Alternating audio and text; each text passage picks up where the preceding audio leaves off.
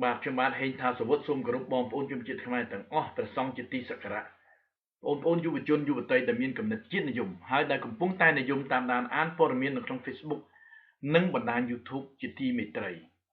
ថ្មីនេះយើងឃើញរដ្ឋាភិបាលហ៊ុនសែនជាពិសេសលោកហ៊ុនសែនបានផ្កើនចំពោះច្បាប់អន្តរជាតិនិងរដ្ឋធម្មនុញ្ញបាទដោយបងប្អូនឃើញស្រាប់ហើយថ្មីនេះតុលាការអាយ៉ងរបស់លោកហ៊ុនសែនបានបដិសេធចំពោះសំណើសុំនៅក្រៅឃុំរបស់លោកអ៊ុំសំអានដែលជាតំណាងរាស្ត្រកំពុងតែមានអភ័យឯកសិទ្ធិបាទទង្វើទាំងនេះសូម្បីតែហេងសំរិនដែលជាជនកុម្មុយនីសដ៏ក្រហមឆ្អិនឆ្អៅនោះក៏ពុំអើពើដែរនេះជាស្ថាប័នមួយដែលជាស្ថាប័នអាយ៉ងបាទគឺស្ថិតនៅក្រោមបុគ្គលហ៊ុនសែនតែទាំងអស់ទាំងរដ្ឋសភាដូច្នេះហើយជារឿងមួយដែលធ្វើឲ្យគ្រោះថ្នាក់ដល់ប្រទេសកម្ពុជាដែលសពថ្ងៃនេះប្រទេសកម្ពុជាមិនមែនជាសិទ្ធិជាកម្មសិទ្ធិរបស់ជនជាតិខ្មែរទេគឺជានគររបស់ហ៊ុនសែនជាកម្មសិទ្ធិរបស់ហ៊ុនសែននិងបកពួកដូច្នេះ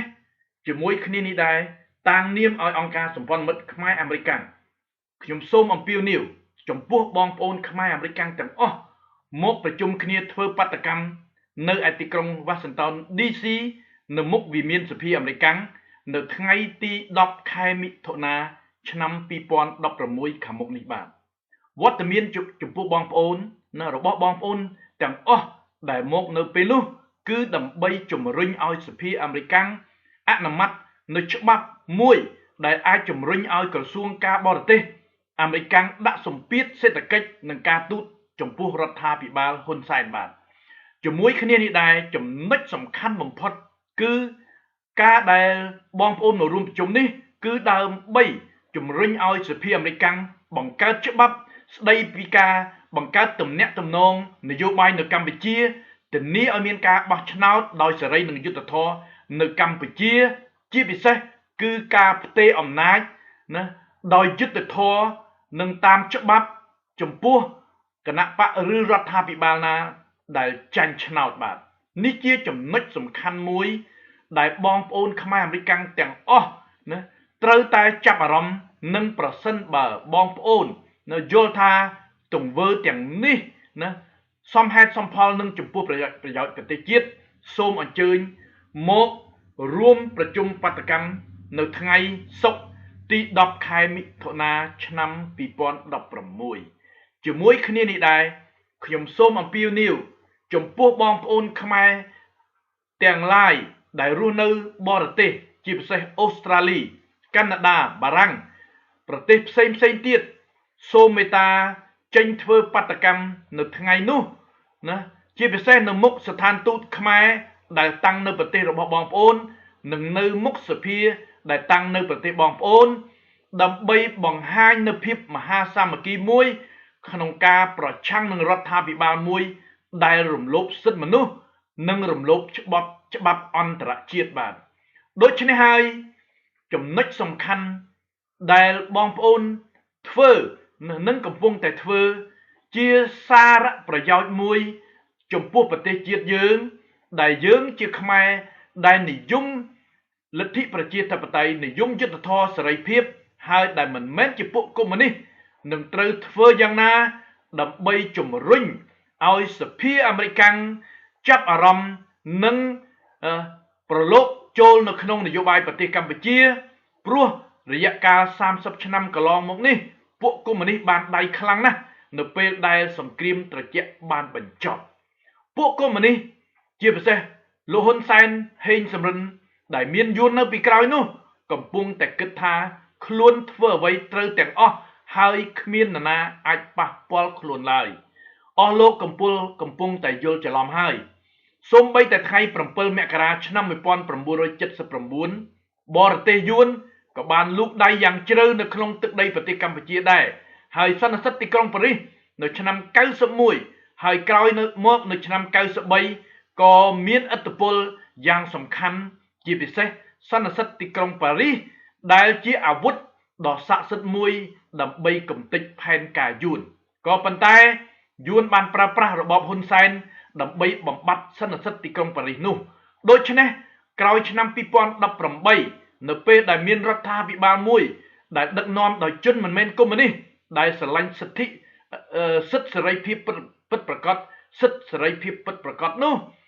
នឹងណាយកសន្និសីទទីក្រុងប៉ារីសនោះមកប្រោះឡើងវិញដើម្បី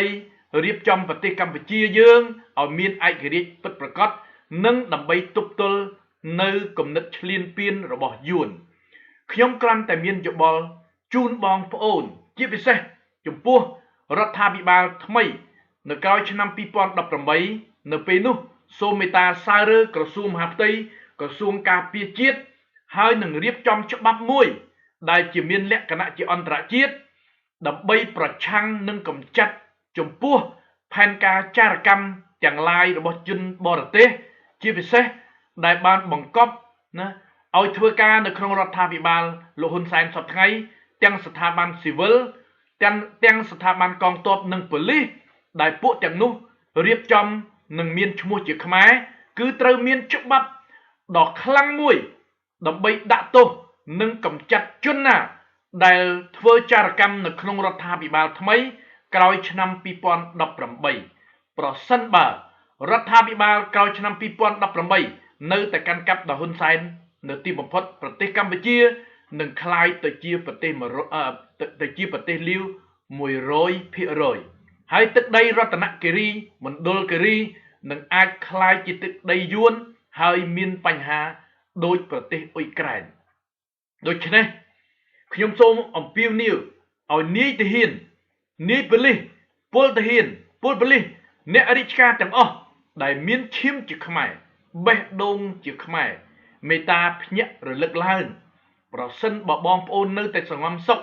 នៅតែមានភាពកំសាកដូច្នេះនៅទីបំផុតយើងនឹងចុកឈាមហើយប្រទេសកម្ពុជា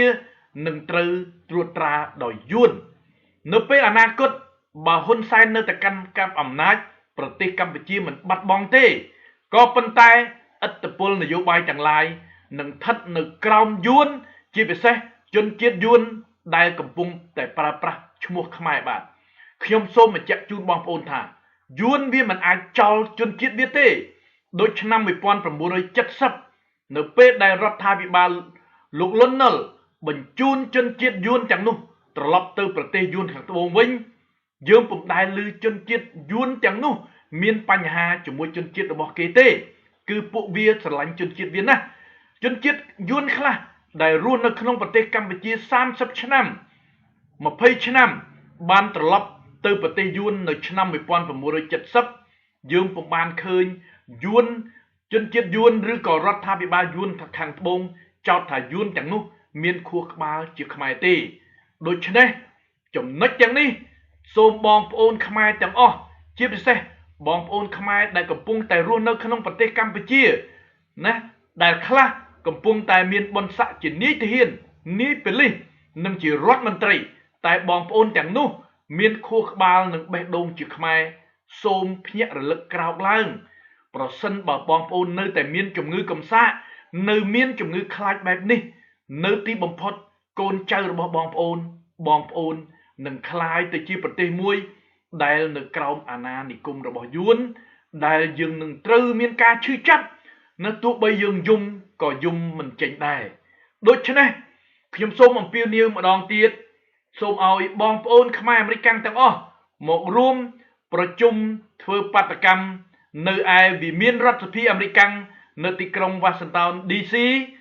ដែលប្រព្រឹត្តទៅនៅថ្ងៃទី10ខែមិថុនាឆ្នាំ2016ហើយប្រសិនបើបងប្អូនចង់ជ្រាបច្បាស់សូមមេត្តាតាក់ទងលោកទូចវិបុលដែលជាប្រធានអង្គការសម្ព័ន្ធមិត្តខ្មែរអាមេរិកតាមទូរស័ព្ទលេខ703 350 7911 703 350 7911សូមអរគុណសូមជម្រាបលាបាទ